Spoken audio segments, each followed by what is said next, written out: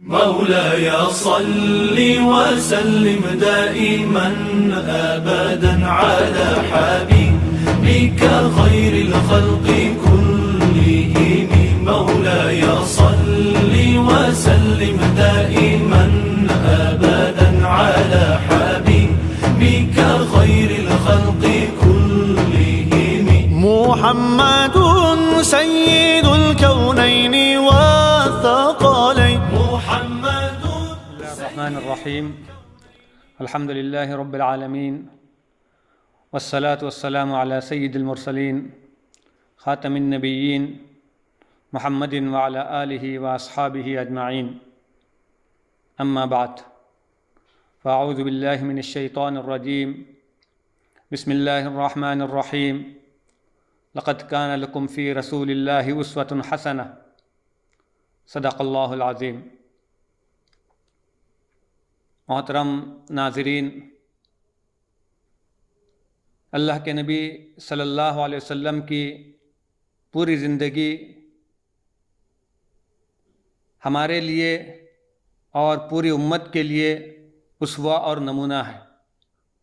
اللہ کے رسول صلی اللہ علیہ وسلم نے امت کے تمام طبقات کے لیے زندگی کے ہر مرحلے کے اندر جس طرح کے اسوے کی ضرورت ہے اس کو پیش کیا، اس پر عمل کر کے دکھایا اور ان طبقات کے تعلق سے ہدایات اور رہنمائی فرمائی. انسانی معاشرہ مختلف طبقات پر مشتمل ہوتا ہے. زمانے جاہلیت کے اندر، معاشرے کے اندر، چاہے وہ عرب کا جاہلی معاشرہ ہو یا اس وقت کی دنیا کی متمدن قومیں روم اور ایران کا مہذب معاشرہ ہو، لیکن اس معاشرے کے اندر طبقات کی تقسیم تھی اور طبقاتی کشمکش انتہا کو پہنچی ہوئی تھی. ہر طبقہ دوسرے طبقے سے متنفر تھا اور ہر طبقہ دوسرے طبقے کے مخالف تھا. اللہ کے نبی صلی اللہ علیہ وسلم کے کارہائے نمایاں میں سے ایک اہم کارنامہ یہ بھی ہے، آپ صلی اللہ علیہ وسلم نے امت کے تمام طبقات کے درمیان مساوات اور یکسانیت قائم کرنے کی کوشش کی اور ہر طبقے کو ان کے حقوق دیے گئے اور امت کو ہر طبقے کے حق کے تعلق سے ہدایات دی، اس کی رہنمائی کی. انسانی معاشرے کے اندر جو طبقات ہوتے ہیں، محکومیت کا طبقہ ہوتا ہے، حاکمیت کا طبقہ ہوتا ہے، آقا کا طبقہ ہوتا ہے، غلام کا طبقہ ہوتا ہے، مالداروں کا طبقہ ہوتا ہے، غریبوں کا طبقہ ہوتا ہے، مردوں کا طبقہ ہوتا ہے، عورتوں کا طبقہ ہوتا ہے. آپ صلی اللہ علیہ وسلم نے امت کے مختلف طبقات کے حقوق بیان کر کے ان کے درمیان مساوات اور یکسانیت قائم کرنے کی کوشش کی. خاص طور پر معاشرے کا جو کمزور طبقہ ہوتا ہے اس کی طرف، اس کے تعلق سے بہترین ہدایات اور رہنمائی کر کے اس طبقے کو اوپر اٹھایا اور اس کو اونچا کیا. جس طبقے کو کمزور سمجھا جاتا تھا، جن طبقوں کو ذلیل سمجھا جاتا تھا، جن طبقات کی حق تلفی کی جاتی تھی، آپ صلی اللہ علیہ وسلم نے ان طبقات کے حقوق بیان کر کے اس کو معاشرے کے اندر برابر اور مساوات کا درجہ دے دیا. انہی طبقات میں سے ایک طبقہ معاشرے کے اندر جو کمزور ہے اور جس کا کوئی آسرا نہیں ہوتا ہے، جو اپنے پیروں پر کھڑا ہونے کا اہل نہیں ہے، یتامہ کا طبقہ ہے. یتیم جس کے والد کا اس کے بلوغ سے پہلے انتقال ہو گیا ہو اور وہ پوری اپنی یتیمی کی زندگی دوسروں کے سہارے پر جیتا ہے. اپنی طرف سے اس کے اندر کچھ کرنے کی نہ سکت ہوتی ہے، نہ طاقت ہوتی ہے، نہ اس کے اندر شعور ہوتا ہے. وہ چھوٹا سا بچہ یا وہ نو عمر بچہ جس کا والد کا سایہ سر سے اڑ گیا ہو، اب وہ پورا کا پورا دوسرے افراد کے سہارے جیتا ہے. اور زمانے جاہلیت کے اندر یتیموں کے ساتھ گویا کہ ناروا سلوک کیا جاتا تھا، ان کی حق تلفی کی جاتی تھی، اس کے حقوق پامال کیے جاتے تھے. اللہ کے نبی صلی اللہ علیہ وسلم نے خود بھی یتیموں کے ساتھ حسن سلوک کر کے دکھایا اور ان کے حقوق بیان کر کے امت کو ان کا حق ادا کرنے کی تاکید کی اور ترغیب دی. انہی یتیمی کی حالت میں پرورش کرنے والی ایک جو عورت ہوتی ہے، اس کی ماں ہوتی ہے، وہ بھی گویا کہ اپنے شوہر کا سہارا اٹھ جانے کی وجہ سے بے سہارا ہوتی ہے، آپ نے اس کے بھی حقوق بیان کیے اور امت کے افراد کو ان کے حقوق کے ادائیگی کی طرف متوجہ کیا، اور اس پر گویا کہ اللہ تعالیٰ اس کی طرف سے، اللہ کی طرف سے ملنے والے اجر و ثواب کو بیان کر کے ان کے حقوق کو ادا کرنے کی ترغیب دی۔ چنانچہ نبی صلی اللہ علیہ وسلم نے ارشاد فرمایا، الساعی علی الارملۃ والمسکین کالمجاہد فی سبیل اللہ۔ اللہ کے نبی صلی اللہ علیہ وسلم فرمایا کہ کسی مسکین اور بیوہ کی خبرگیری کرنے والا، اس کے حق کی حقوق کے ادائیگی کے لیے دوڑ دھوپ کرنے والا، گویا کہ وہ اللہ کے راستے میں جہاد کرنے والے کی طرح ہے۔ کہ اللہ کے راستے میں دشمنوں کے مقابلے پر جہاد کرنے والے کو جو اجر و ثواب ملتا ہے، کسی مسکین اور کسی یتیم اور کسی بیوہ کی خبرگیری کرنے والے کو اتنا ہی اجر و ثواب ملے گا۔ اسی طرح آپ نے فرمایا کہ یتیم کے تعلق سے آپ صلی اللہ علیہ وسلم نے ارشاد فرمایا کہ انا وکافل الیتیم کہاتین، کہ میں اور یتیم کی کفالت کرنے والا اس طرح قریب قریب ہوں گے جس طرح دو انگلیاں قریب ہوتی ہیں۔ اور اس طرح آپ صلی اللہ علیہ وسلم نے یتیموں کے تعلق سے یہ بھی ارشاد فرمایا کہ یتیم کے سر پر شفقت سے ہاتھ رکھنے والا، یتیم کے سر پر شفقت سے ہاتھ رکھنے والے کی مغفرت کر دی جاتی ہے اتنی تعداد کے اندر جتنا اس کے ہاتھ کے نیچے سر کے بال ہوتے ہیں۔ اس طرح اس کی گویا کہ لوگوں کی ہمت افزائی کی، ان لوگوں کو ترغیب دلائی جو یتیموں کا خیال رکھتے ہیں، گویا کہ جو کمزوروں کا خیال رکھتے ہیں۔ اسی طرح امت کا ایک طبقہ مساکین اور فقراء کا ہوتا ہے، مساکین اور فقراء کے حقوق کی طرف بھی آپ صلی اللہ علیہ وسلم نے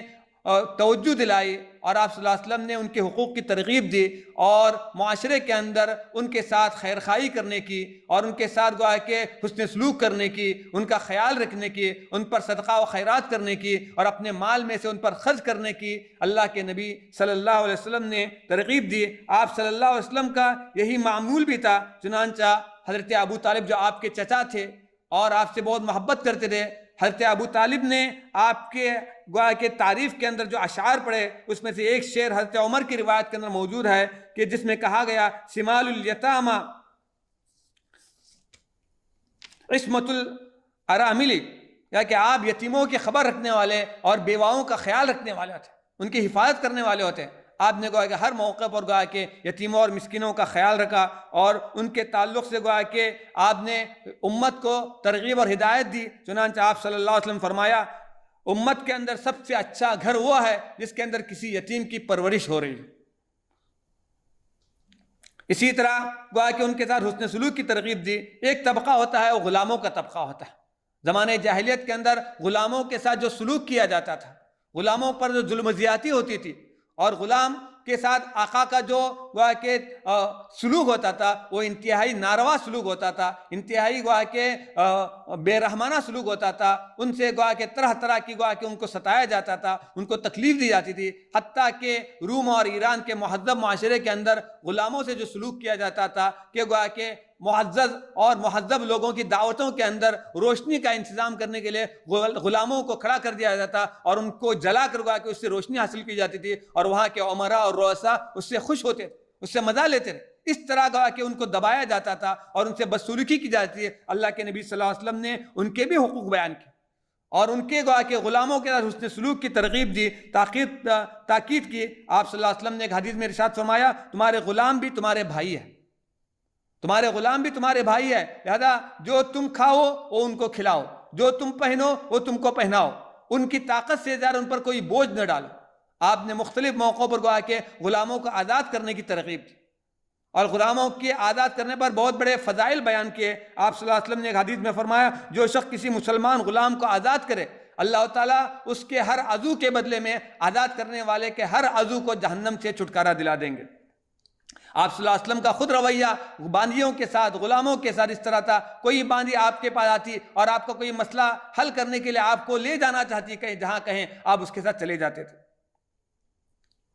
آپ صلی اللہ علیہ وسلم نے یہ بھی فرمایا کہ جو اللہ کے نبی صلی اللہ علیہ وسلم نے ارشاد فرمایا کہ باندیوں کے ساتھ حسن سلوک کے تعلق سے ترغیب دیتے ہوئے آپ نے ارشاد فرمایا کہ 3 شخص ایسے ہیں جن کو ان کے عمل پر دوہرا اجر ملتا ہے، ڈبل اجر ملتا ہے۔ اس میں سے فرمایا، ایک وہ آدمی بھی ہے جس کی کوئی باندی ہو، وہ اپنی باندی کو ادب سکھائے، تعلیم دے، پھر اس کو آزاد کرے، پھر اس سے نکاح کرے. یعنی وہ باندھی رکھ کر بھی اس کے ساتھ حسن سلوک کر سکتا تھا، لیکن اس کے مرتبے کو بڑھانے کے لیے آپ نے اس کی تعلیم و تربیت کا بھی انتظام کیا اور اس کو آزاد بھی کیا، پھر اس کے ساتھ نکاح بھی کر لیا. اسی طرح غلام اور گویا کہ باندیوں کا رواج اس زمانے میں تو نہیں ہے، لیکن گویا کہ اس کی جگہ پر گویا کہ خادمین ہوتے ہیں، خدام ہوتے ہیں، ملازمین ہوتے ہیں، ان کے ساتھ بھی گویا کہ آج کی مہذب دنیا کے اندر بھی گویا کہ طرح طرح کے گویا کہ سلوک کیے جاتے ہیں اور ان کے حقوق ضائع کیے جاتے ہیں، ان کا استحصال کیا جاتا ہے. آپ نے ان کے بھی حق بیان کیے اور آپ نے فرمایا ان غلاموں سے، خادموں سے کوئی غلطی ہو جائے تو ان کو معاف کیا کرو. ایک صحابی نے آ کر عرض کیا اللہ کے نبی صلی اللہ علیہ وسلم میں اپنے خادم کی غلطی کو کتنی مرتبہ معاف کروں؟ آپ نے کوئی جواب نہیں دیا. اس نے دوبارہ سوال کیا میں اپنے خادم کی غلطیوں کو کتنی مرتبہ معاف کروں؟ آپ صلی اللہ علیہ وسلم فرمایا دن میں 70 مرتبہ وہ غلطی کرے تو اس کی غلطی کو معاف کرو. اسی طرح آپ نے فرمایا ان خادموں کے جو حقوق کا خیال کرتے ہوئے آپ نے ارشاد فرمایا کہ مزدور کو، خادم کو اس کا پسینہ خشک ہونے سے پہلے اس کی مزدوری ادا کرے. کتنی رعایت رکھی ان طبقات کی جو معاشرے کے اندر کمزور سمجھے جاتے ہیں. اسی طرح ایک طبقہ جو معاشرے کے اندر کمزور سمجھا جانے والا ہے وہ عورتوں کا طبقہ ہے. عورتوں کے ساتھ جو حسن سلوک زمانے جاہلیت میں کیا جاتا تھا، اس کے ساتھ جو رویہ اختیار کیا جاتا تھا وہ انتہائی بے رحمانہ تھا، انتہائی تکلیف دہ تھا، اور کہ عورتوں کو میراث سمجھ کر کہ تقسیم کیا جاتا اور عورتوں کے کوئی حق اور ان کو نہیں دیے جاتے تھے، وراثت میں اس کو حقوق نہیں دیے جاتے تھے اور دوسرے حقوق ان کو ادا نہیں کیا جاتے. آپ صلی اللہ علیہ وسلم نے معاشرے کے اس طبقے کی گویا کہ عزت کو بڑھایا، وقار کو بڑھایا اور ان کو بلند مرتبہ عطا کیا اور گویا کہ مردوں کو حکم دیا کہ ان کے ساتھ گویا کہ بہترین سلوک کیا کریں. وعاشروہن بالمعروف، اور یہ بھی فرمایا تم میں سے کامل ایمان والا شخص وہ ہے جو عورتوں کے ساتھ حسن سلوک کرتا ہو، خاص طور پر گویا کہ اپنی بیویوں کے ساتھ حسن سلوک کرتا ہو. اس کی کمزوری اور خاص حالات کے اندر پہنچنے والی تکلیف اور اذیت کے تعلق سے کہا اس سے گویا کہ اس سلسلے میں ان کا خیال رکھا جائے، ان کی تکلیف کو انگیز کیا جائے. اس طرح گویا کہ مختلف موقعوں پر آپ نے ہدایت دی. ایک غزوے میں آپ صلی اللہ علیہ وسلم نے دیکھا ایک عورت کو مقتول پایا، آپ نے حکم دیا جنگ کے اندر عورتوں اور بچوں کو قتل نہ کیا کرو. یہ آپ صلی اللہ علیہ وسلم کے اخلاق تھے، یا آپ صلی اللہ علیہ وسلم کا نمونہ تھا، یا آپ صلی اللہ علیہ وسلم کی تعلیم تھی جس نے آپ صلی اللہ علیہ وسلم نے امت کے ان طبقات کو گویا کہ اوپر اٹھایا اور ان کے حقوق ادا کیے جو معاشرے کے اندر کمزور سمجھے جاتے ہیں، کچلے ہوئے سمجھے جاتے ہیں اور ان کے حقوق کا خیال نہیں رکھا جاتا، ان کو ہر طرح سے دبایا جاتا ہے اور ان کی حقوق حق تلفی کی جاتی ہے. لہذا آپ صلی اللہ علیہ وسلم نے امت کے مختلف طبقات کے اندر مساوات اور برابری قائم کرنے کے لیے ان طبقات کے حقوق کو ادا کرنے کی خاص طور پر توجہ دلائی اور اس کی ترغیب دی اور ان کے حقوق بیان کیے تاکہ معاشرے کے اندر ہر طبقات کے درمیان گویا کہ ایک طرح کی ہم آہنگی پائی جائے اور ایک طرح کی اناغت پائی جائے اور پورا معاشرہ امن و امان کے ساتھ، سکون کے ساتھ، چین کے ساتھ گویا کہ زندگی بسر کرے اور معاشرے میں کسی طرح کے اختلاف اور انتشار اور فساد اور بگاڑ سے معاشرہ محفوظ رہے. اس طرح آپ صلی اللہ علیہ وسلم نے ان طبقات کے حقوق کو بیان کر کے معاشرے کے اندر گویا کہ ایک طرح کا اتحاد قائم کیا اور ایک طرح کے ان کے حقوق بیان کر کے معاشرے کو گویا کہ سنوارا اور معاشرے کے اندر گویا کہ ہر طرح کی گویا کہ خوبیوں کو نکھارنے کی کوشش کی. اللہ تعالیٰ ہمیں گویا کہ ان ہدایات پر عمل کرنے کی اور اپنی زندگی کے اندر آپ صلی اللہ علیہ وسلم کے نمونے اور اسوے کو اختیار کرنے کی توفیق عطا فرمائیں. وآخر دعوانا ان الحمدللہ رب العالمین. مولاي صل وسلم دائما أبدا على حبيبك خير